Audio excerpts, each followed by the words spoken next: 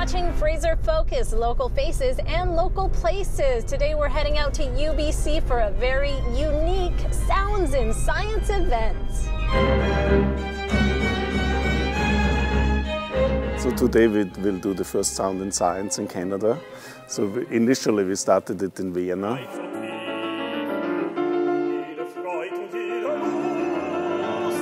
And the whole idea is really to bring together, which actually should be together, the cultures of art with science. Music allows us actually to bring out the stories of science.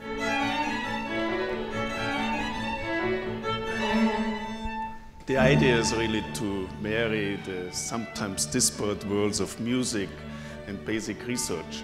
And I think you will get the taste why this makes all sense, and also it brings, of course, the often legendary lives of composers like Mozart back to his humanity, of the diseases he had, and the brilliant researchers from UBC.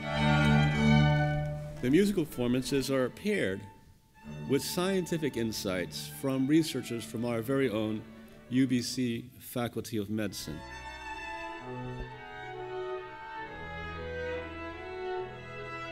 The painting on this slide shows Mozart around the age of 24, sitting at the piano with his only surviving sibling. It was known that he had an abnormal external left ear, which is indeed a very rare congenital malformation. There's a cell which makes bone, and there's a cell which eats bone, and the balance between these two cell types gives us healthy bones. This particular format of using music to opening people's minds so that they can translate and adapt and apply the knowledge is what we're very excited about.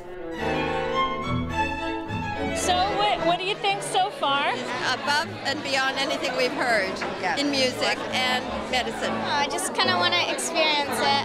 I haven't really been to a concert.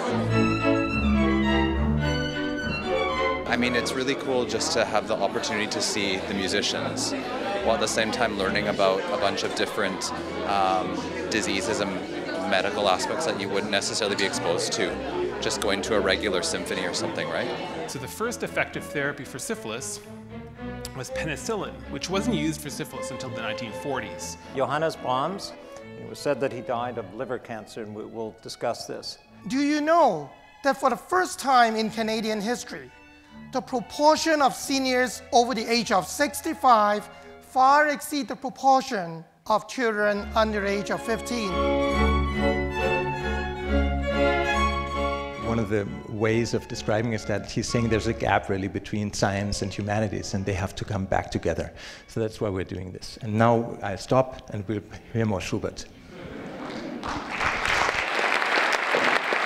The very first Sounds of Science concert in Canada was a sold-out event. I'm Leah Bolton. You're watching Fraser Focus. Stay with us.